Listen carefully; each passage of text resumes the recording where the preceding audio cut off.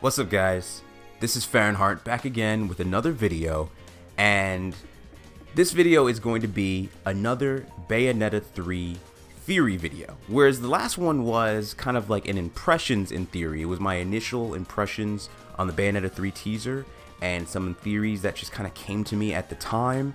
But this time, I'm going to talk about some more, I guess, detailed stuff and some just kind of really digging more into the theoretical stuff. You know, based on the information that we have with the Bayonetta 3 teaser and how we can use information we already have from the previous two games to kind of figure out maybe more of what we'll see in Bayonetta 3. Well, I guess we got to start with the elephant in the room, right? The fiery figure. You know, who is this new fiery figure character? Is it a new character? Is it a pre-existing character? So I'm just gonna, I'm gonna talk about some of the stuff that I know about some theories in Bayonetta, some stuff that I think makes sense, and some stuff that kind of seem to fall short. I've been reading you guys' comments and stuff, and you've been making me think a little bit about, like, what you guys have seen, and just kind of like taking all that into consideration. The first thing, my first impression when I first saw that teaser, as far as that character goes, this fiery figure of a character, was that it was somebody new. That was my initial, like, without me thinking on it too much, the very first thing was me thinking, oh, I do not recognize this character, must be a new character. That was my very first gut instinct, before I started really putting theory to it or anything. But then I started reading some of you guys' comments, and some of you guys were saying that you believed it was Rodin, and I was just like, And so I guess we could just kind of play with some of these theories, some of these ideas. So let's say if it's Rodin, how could we figure that to be true? Like, let's try and prove that, right? So I'm just gonna scour my memory of some of the things that happened in Bayonetta. But one of the things that, because I didn't see Rodin. A lot of people said it looked like Rodin, they could see it, and I didn't really see it. I didn't see that at all. But one thing that somebody in the comment section had mentioned was the purple flame. And just by bringing that up, it dawned on me. I'm like, oh yeah, purple fire. That's a signature trait of Rodin, is he has got that purple flame, like that Orochi flame from, like, the King of Fighters. He's got that purple fire. And I'm just like, oh, this enemy is covered literally entirely in that violet fire. That definitely added a point to it being Rodin in my mind. I'm like, yeah, maybe it is Rodin. Just because of that, right? But then also, he's got, like, the bald silhouette, like, he looks like he's bald. And a lot of you guys may not see it, but for me, I started to see it after I made the video. I started to see it. There's like a frame or two. If you look close at the figure, you can literally see it looks very similar to a skull face. You can see the eye sockets, you can see the brow bone, and you can see the nasal cavity, like almost like a very abstract Ghost Rider face, like Ghost Rider head, just like a head with no skin. But it's hard to tell because most of the time the figure to me looks completely abstract. But then also there's at the end you see like a gown. It looks like the figure is a gown, like he has a gown, like a robe, like he's a robed figure. It looks like he's wearing sleeves almost, like he has sleeves before he fades away. But so it's hard to tell. It's hard to tell, right? And the reason why the Rodin theory kind of holds up and then falls short, I think, is simply because he's such an enigma. I don't know that there's really that much that we know about Rodin. And so that can pretty much mean that the developers, the designers, and the storytellers could pretty much kind of insert him wherever they want. And you kind of just have to believe it because it's really hard to say. He doesn't have as much to do with the story as a lot of the other characters do, so he can kind of pop up wherever you just put him because he's such a powerful character, while at the same time, we don't really know the full extent of his power.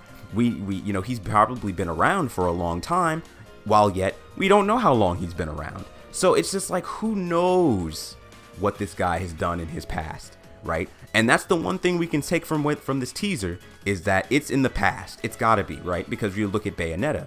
So it's just like, who knows what Rodin was doing back then? If you think about the witch hunts, what was Rodin doing back then? And so this is where the theories are gonna come in. We're gonna scour Bayonetta's timeline, right? We're just gonna go and play around with all of that, right?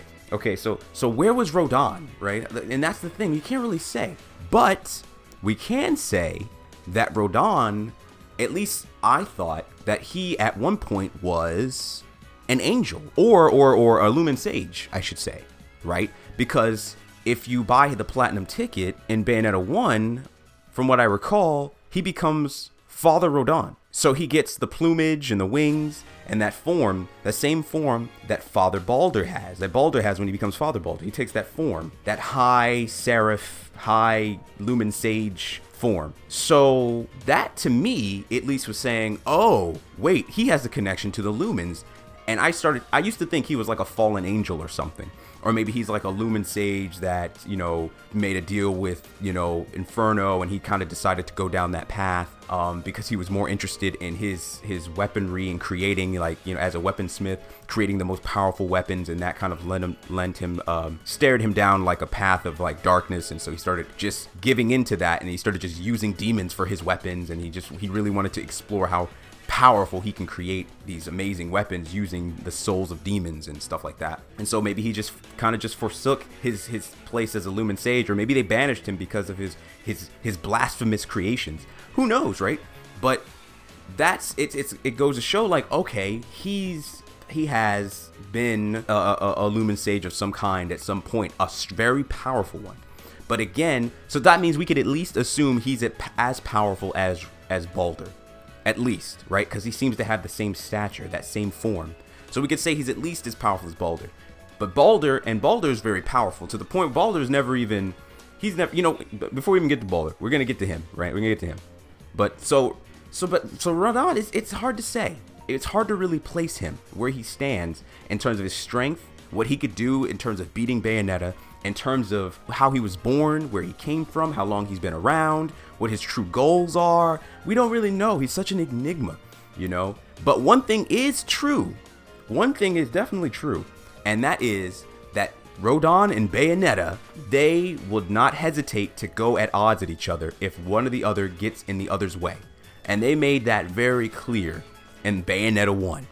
And in fact, Bayonetta has such, I love the voice acting in the game, man. Like the character, God bless that freaking the casting director, okay? Because the voice talent's so good in Bayonetta. Oh, so good. The way Helena Taylor is Bayonetta, what? Oh, it's beautiful. And the whole cast, they sound so good. They're such characters. It's great. They bring such personality to the characters. But back when in Bayonetta 1, when you first get to Vigrid and you walk out and you meet Rodin, he mentions to you about the halos, how you can use halos to purchase things in the gates of hell, right? And he's like, he says something along the lines of, don't get any bright ideas, Bayonetta. I'm only here to see my handiwork in action, so don't think of running to me for help. He says something along those lines, right? And then Bayonetta is all like, no, you get one thing straight. If you get in my way, I will. How do the Americans put it? Oh, yes. Bust a cap in yo ass. And the Rodin's all like, right on, baby. Right on. Oh my god, I love the voice acting. They have so much personality. So anyway, the point is, they had a mutual understanding that if one of them got in the way of the other in their goals, they would not hesitate to go at odds. Bayonetta's like, look, you get in my way, I'm gonna use these guns you gave me and I'm gonna use them against you. I'm gonna put you down. And the Rodin's like, look, I'm not here to help you. I'm just interested in seeing my handiwork in action. I don't actually care about your ass one way or another, bitch. So it's just like, okay, they made that very clear. So with that in mind, if you think about it, say Bayonetta did get in the way of Rodin in one of his goals. In theory, they probably wouldn't hesitate to go at each other. They wouldn't hesitate to fight. And because we don't know what Rodin is genuinely capable of at full power, we don't know what he could do to her. We don't actually know. We know what Bayonetta can do because we fought with Bayonetta. We have been Bayonetta in Bayonetta 1, Bayonetta 2, and we've seen her progression and what her powers can do, and her at at her height of her strength, as we've seen her when she's in dire straits. but we don't know the full extent of Rodin. So it's hard to say what he's fully capable of. So in a nutshell, Rodin's an enigma. We don't know where he came from, when he came from, what his goals truly are, other than he wants to see his handiwork in action, and he feels Bayonetta is a perfect candidate for that because she'll really push his handiwork to its limits.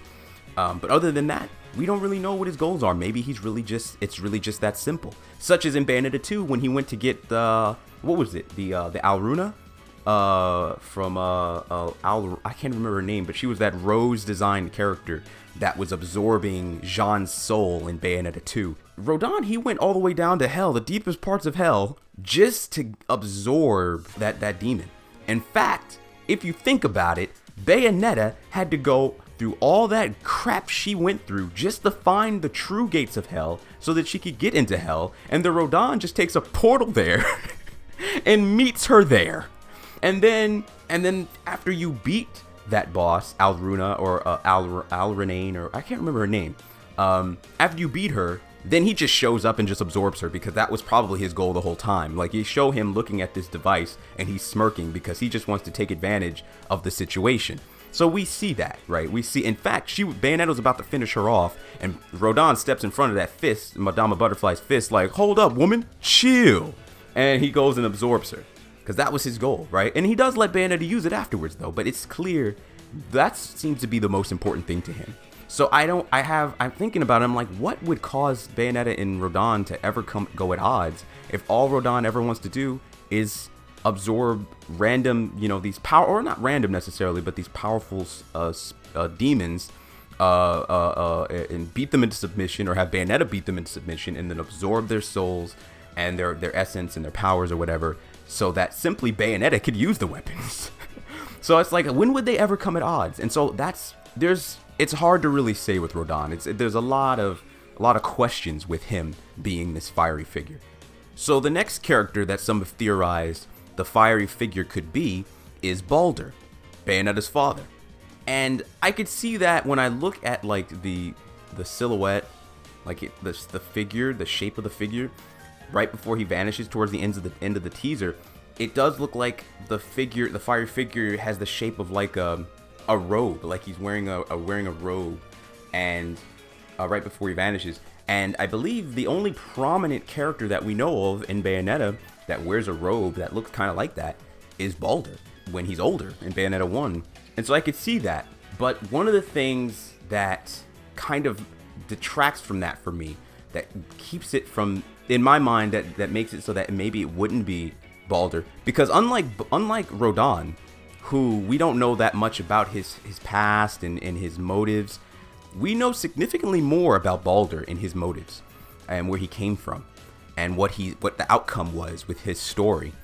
And one of the reoccurring themes in Bayonetta 1, and we also hear in Bayonetta 2 at the very beginning of the game, is how Baldur never had any intention of bringing harm to Bayonetta, right?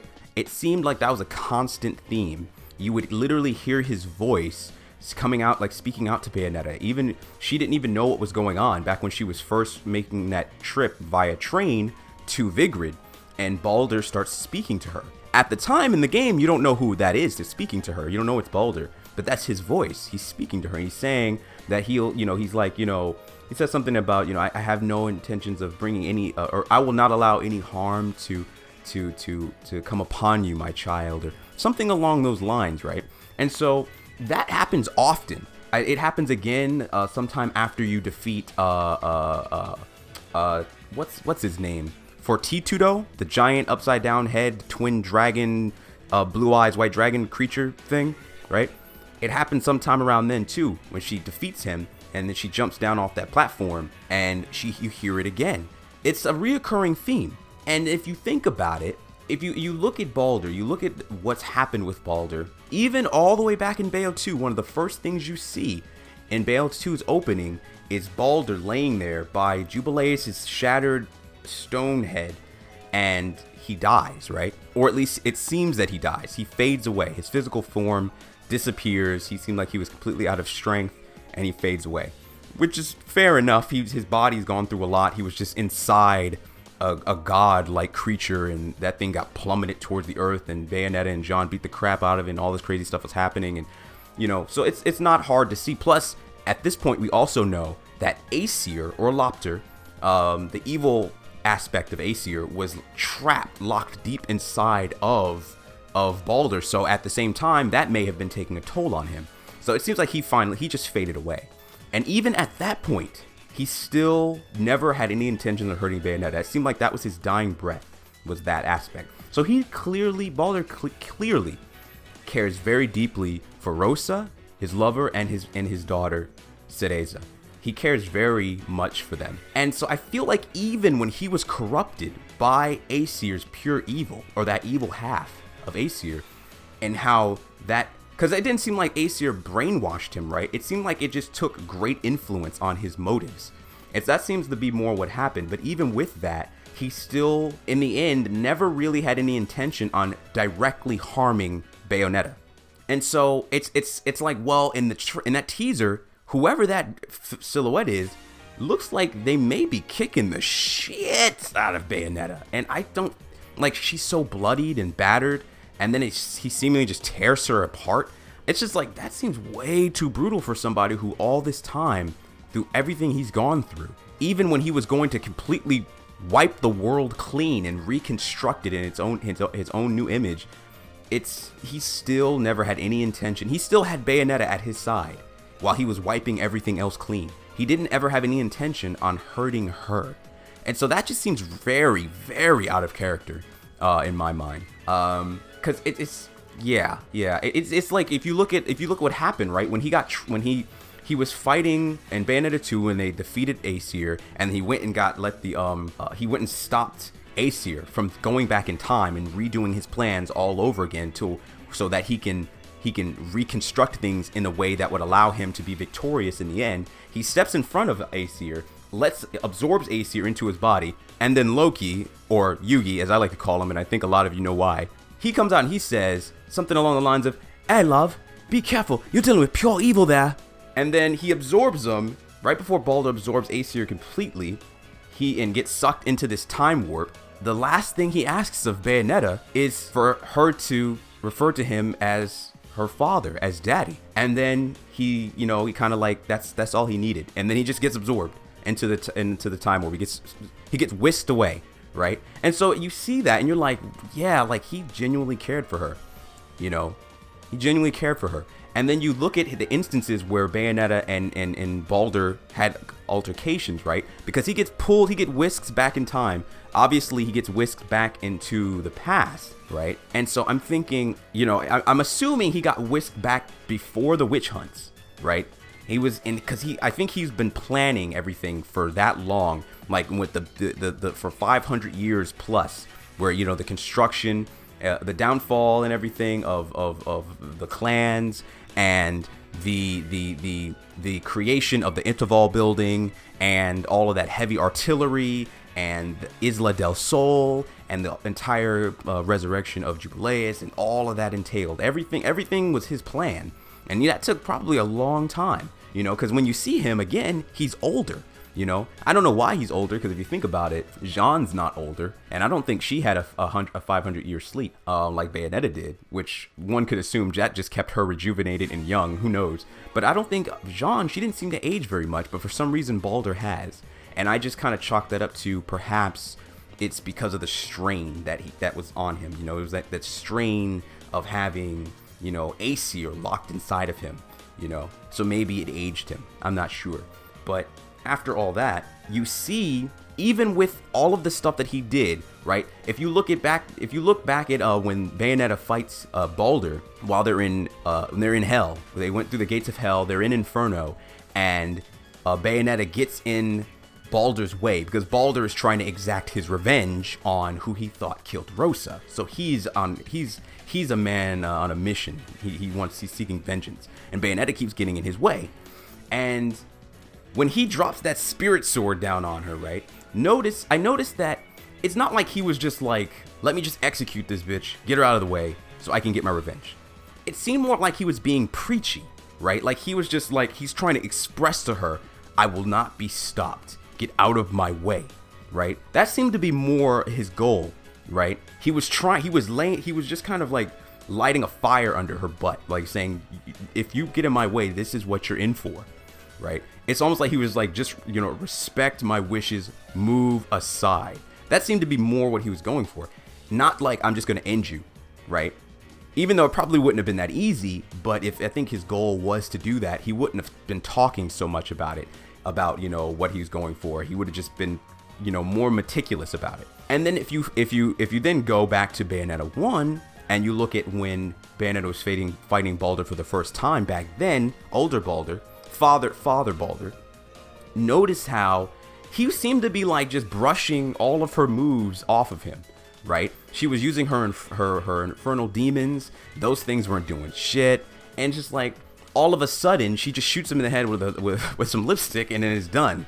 And then he just gets right back up like nothing ever happened. I mean, he was a little dusty because he just fell like hundreds of stories down from a giant building and into some rocks or whatever. But he seemed basically like he was fine. He didn't even have a wound on his head. I don't believe. So it's clear he's very powerful, right? So that's not within question. But it always seemed like whatever he was doing, it wasn't to directly hurt Bayonetta. He always, even in that point, he always had a goal, right?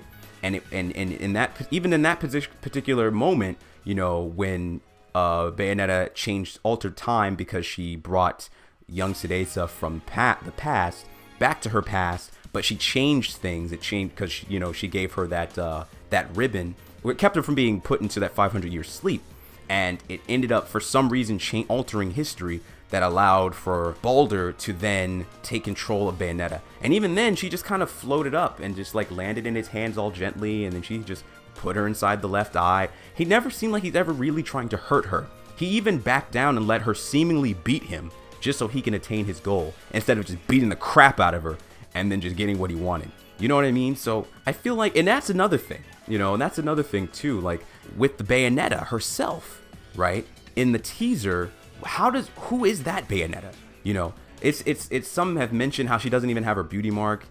Because it's really hard to tell. It doesn't look like she has it, right? It looks like it's gone. Her weapons are called something different, although they're identical to the Scarborough Affair. It's like, who is this Bayonetta? Like, and why is it the past Bayonetta? But why does she seem like she's designed differently in certain aspects? And I started thinking that maybe it could be Bayonetta from the past. Well, I mean, obviously, but it's like it's young Sudeza, the alternate Sudeza. The one that was influenced by present-time Bayonetta, who thought present-time Bayonetta was her mother Rosa, but it actually is Bayonetta, right? And then that Bayonetta, the one that we all know, brings little Sudeza back to her time, sings her to sleep, singing Fly Me to the Moon, just like her mother used to do, and then she leaves that timeline. But I theorized that maybe this Bayonetta that we're seeing is an alternate timeline Bayonetta, which is the Bayonetta that maybe never went through the 500-year sleep. Because when she altered history and she gave little Sudeza that ribbon that put the clock around her chest as like a necklace instead of having her keep it in her pocket, when Jean attempts to stab Bayonetta to perform that ritual that would seal her away into that stone so that the Lumen Sages couldn't get to her, what ended up happening was she stabbed her, she hit the clock, and then Bayonetta decided that she's like, I'm not afraid anymore, mommy. I'm going to stand tall, I'm going to fight. So that means that there was some fear in her heart, right? And even Jean even mentioned it before when they fought for the last time, that there was fear in her eyes. She was afraid of something, right? And in that instance, that fear disappeared way then. The Bayonetta that we saw, that we know, that fear didn't go away until almost the very end of Bayonetta 1. But this alternate Bayonetta, she got rid of that fear 500 years beforehand because of what her mother did for her, or who she thought was her mother, but it was actually Bayonetta. And so she doesn't get sealed away and the stone, and instead she fights side by side with Jean against the oncoming forces that were attacking them. But then the question then stands, and I was like, that actually seems kind of cool. This is alternate Bayonetta, so things kind of change. It's different. There's some differences here, and they can play with that. But then I started thinking to myself, maybe it's not alternate Bayonetta, because then that history has happened in Bayonetta 1, and by that happening, that allowed Baldur to attain Bayonetta without a fight. Like, as soon as that history took place, Bayonetta just held her chest and she started glowing with red aura, and then she fell unconscious, and then Baldur just took her in his hands and placed her inside the Eye of Jubileus. And I used to think to myself, why does that happen? Why does Bayonetta helping little Cereza overcome her fears lead to her ultimately being trapped and ultimately just giving herself up to Baldur unwillingly? Why does it lead to that outcome? And I started thinking to myself, wait a minute, Bayonetta is sealed away by Jean, so they never find Bayonetta, right? Antonio Redgrave finds Bayonetta before he's killed. And Jean is captured, right? She's captured and she's brainwashed. And it's one of the things I like about Jean is even when she's brainwashed, she doesn't act like a doll. She still acts defiant even while being brainwashed. You know, she still does things that's unnecessary. She still gets in the way of their plans just because you can't put chains on Jean, right? So I always like that about her character. She just can't be contained. Even though she's supposed to be working with the Lumen Sage and the Angels. But she was ultimately captured and brainwashed by Baldur in a similar fashion to what Aesir's evil half did to Baldur. It greatly influenced his way of thinking. And I think it's basically the same thing that Baldur did to her. But if Bayonetta never got sealed away and they fought side by side, does that mean both Jean and Bayonetta would have been captured? And that's why Bayonetta just succumbed to that power and just floated into Baldur's hands? Because in the end, he would have caught them both right then and there. And because Jean sealed Bayonetta away, Baldur couldn't find her. And he was baiting all of this. He was planning all this. So for the moment where he finally finds Bayonetta, and then when he finally did find her because Antonio Redgrave found her, he was basically kind of, he didn't want her to be hurt because he needed her to get to that point in time so that everything could play out the way he envisioned it. Because again, Aesir can travel through time. So I suppose that allowed Baldur to also do the same thing. And that's how he was able to get little Cereza from back in time. But basically, by doing all of that, it leads to an outcome where she seems to lose control of her body, is covered in red energy, and is just taken by Baldur. And I think that's basically, I'm thinking that the reason why that happened, because I was confused as why that outcome led to that, or why those events led to that outcome. But I'm thinking it's because by doing that, they're both captured. Jean and Bayonetta are both captured at that time, instead of just Jean. Because then Baldur doesn't have to find Bayonetta. He finds her right then. And he captures them both. And that made it so that, because if you think about it, back in Bayonetta 1, when they're both Bayonetta and Luca are walking towards each other after Bayonetta brings little Cereza back to her own time, you notice that there's like, from what I remember, from the top of my head, I remember it shows like a ghosted image of ancient Bayonetta from 500 years ago. And I think that's because what her actions did, it changed that instance. It changed the fact that she was sealed away, and instead she was captured. And then Baldur's able to influence her mind as well, right? He's able to brainwash her the same way he did Jean, and just make her do what he wants to do. So that makes it kind of difficult to say if this Bayonetta in this teaser is alternate Bayonetta, alternate timeline Bayonetta, who thought Bayonetta was Rosa, because in the end, that Bayonetta gets captured and then is just used as the right eye or the left eye to Jubileus. And it just furthers Baldur's plans of universal, worldwide realm domination, or just totally wiping everything clean and reconstructing everything, or unifying the trinities, or whatever it was he was trying to ultimately do. And it's interesting though, because it all kind of it's still, even with all of that happened, the one thing that seems to stay consistent with Baldur anyway is that he never really wanted to hurt Bayonetta. And so that's one thing I started thinking about, that was a consistent element of him, even with all the crazy ambitions and everything that he's had, and revenge plots that went along with him. He never really wanted to hurt her, and he was trying to kill Yugi, but he wasn't ever trying to hurt Bayonetta. Bayonetta was trying to kill him during that time when you're fighting him for the first time in Bayonetta 1. She looked like she was out for blood. She was trying to get her infernal demons to end him. She was trying to kill him, and then she shoots him in the head and lets him drop however many hundreds of stories down. I don't think she gave a fuck about him, right? She even said it in the beginning when she was like, "You're beyond salvation, sage," right? She didn't, as far as she was concerned, he was dead to her. But even with all that, he was still able to withstand her fury, and without trying to actually hurt her. I feel like he never put her in anything that he didn't feel like she could handle. You know, it's interesting because I even started to theorize maybe everything he was doing was just him grieving. Maybe he was just a grieving man, right? Because he loved his family so much, but the union between him and Rosa just wasn't meant to be. And so maybe he was in turmoil because he lost Rosa, he lost his child, you know, and then, you know, he's got this evil essence in him that's a god. Like it's basically god level pure evil within him in the form of Aesir, and it's totally warping his mind, and it's greatly influencing his goals. So he becomes this ambitious, overly ambitious, incredibly capable human being that maybe everything he was trying to do in terms of rewriting history or changing the realities or whatever was really so they could just maybe create an entire brand new world where him and his daughter could sit at the apex of this new world. Maybe he thought that if he rewrote everything, just wiped everything clean, that maybe it would bring his family back. You know, it's really interesting when you think about it. Like, we don't even really know. Maybe there was a goal behind what he was trying to do, but I don't know that he would beat the crap out of Bayonetta and then tear her open, you know? Even if it was metaphorical and he doesn't actually rip her in half, it still seems weird that he would beat her up so badly. And so, I mean, but it could be him. It very well could be him. Who knows?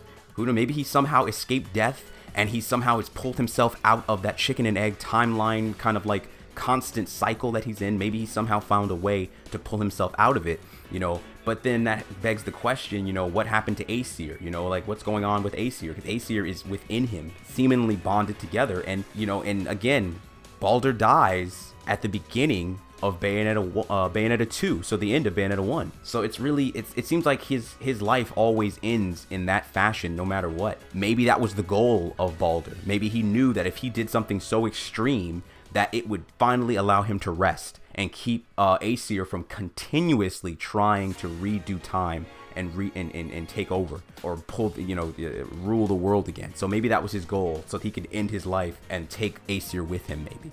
Now, my initial reaction when I first saw this fiery figure in the teaser for Bayonetta 3 was that it was an entirely new character. That was my gut reaction. And I think the reason I thought that was simply because the character didn't look like anything I'd seen before. It looked like a completely different character.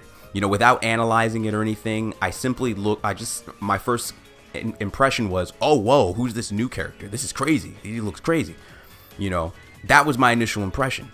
So going off of that and making theories out of that, now I'm going to go kind of more in left field, right? And this actually kind of coincide with some of the stuff that I've seen some of you guys say in the comment section, which is, for me, based on just all of the things that they show in the teaser, if we go back to the cues that they're giving us, the hints that they're giving us, we're seeing tearing, right? That seems to be a constant theme. The tearing of Bayonetta's hair ribbon, you know, the tearing of Bayonetta herself and it disappearing, and then the splintering of the Umbran sigil with the 3 in the middle and cutting the Umbran sigil in half. One of the things that you see is not only do you see tearing or ripping, we see almost collapsing, like destruction. Like things are not only ripping in half, but ripping and falling apart. That seems to be a consistent theme. And so with that in mind, if this is maybe a new character, this fiery figure is a brand new character, who could it be, and what could they come? Where do they come from? And so one of the things that I thought, and somebody in the comments I think mentioned something similar to this, was maybe it's this character could be having something to do with how the world is basically without a god now. Like, the human world, or the world of chaos, has no god, right? Aesir, I believe, vanished along with Baldur. And the eyes of the world are no longer foreseeing or overseeing the world anymore. So it's essentially a godless world without any overseers, right? And I believe, and this is my theory, but I believe the point of having the eyes of the world, or Aesir's eyes, which are the eyes that created the world, I believe the point of those eyes and overseeing the world is basically using God's eyes to oversee the world and make sure everything is moving along the right course, that makes sure that everything is happening the way it should. For example, like maybe the seasons are happening the way they should. Like, you have summer, and then you have autumn, and then you have winter, and then you have spring, and all of this. And so everything happens the way it should. Nature works the way it should. The world rotates at the speed that it should. But without the eyes of the world, what does that actually mean? What does it mean to have a godless world? Right? Maybe things are starting to there's like irregularities are starting to take place. Maybe small at first, and then they start becoming bigger distortions, and the world is literally starting to shake at its core. The reality of our reality as humans are starting to shake at its core, starting to collapse. Right? And so maybe, you're having like, basically you have summer and then it moves straight into winter and then summer again, and it's just like, it's very abrupt, and the rotation of the world is speeding up, and who knows, things, maybe it's just the universe is starting to fall out of whack without the eyes of the world. And so if that's the case, if something like that is happening, perhaps this fiery figure is some kind of manifestation of chaos, or like, for example, maybe he's like it's a type of embodiment of maybe distortions that started small at first and started to grow bigger and bigger and bigger and gained its own consciousness. And then it's basically a sentient creature made of warped reality. And it's actively seeking out prominent figures throughout history and destroying them in order to expedite the collapse of our world and our reality as we know it. So maybe it's something like that. And that's again just a complete like left field theory if it's a brand new character, but it's me playing off of the idea of what if this story has to do with what the world of Bayonetta is like without the eyes of the world and the collapse of our world as we know it. So it's hard to say, man. There's so many theories, there's so much. I could talk on this for so long, but I have to end this video somewhere. I want to also talk about what I'd like to see in Bayonetta 3 in terms of, just as a video game, the mechanics and Bayonetta's new design and weapons and some story elements and some, stuff like that. I'd like to talk more about that, I can't do that in this video because it'll be so long. This video, I could even talk about the theories even more. There's still some stuff that I probably hasn't even covered that I wanted to, but I got to end the video somewhere. You guys, let me know what you think about this. If you have your own theories on this, what you have to say about my theories. If I missed some things here, your take on certain things and how you think certain characters could kind of fit into this new continuity, let me know. Let me know you guys' theories. Happy holidays, and I'll catch you guys in the next video. This is Fahrenheit, signing out.